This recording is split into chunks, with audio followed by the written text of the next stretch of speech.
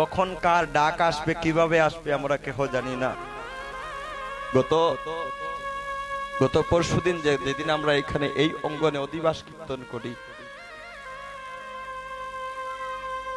একই দিনে আমাদের সুনামগঞ্জে কীর্তনিয়া শ্রীযুক্ত রাজন দাস ওইখানে অধিবাস কীর্তন করছিলেন। ওইখানে কীর্তনে খুবই ভালো একজন মানুষ ছিলেন, ওই রাজন দাদার সাথে কিবোর্ড বাজাতেন, নামটা ছিল গোবিন্দ দাস। কি ভাগ্য দেখুন বাবা,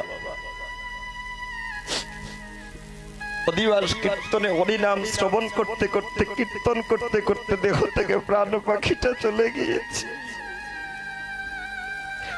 এমন সৌভাগ্য কোটি কোটি জন্মে এমন সৌভাগ্য কারো হবে না।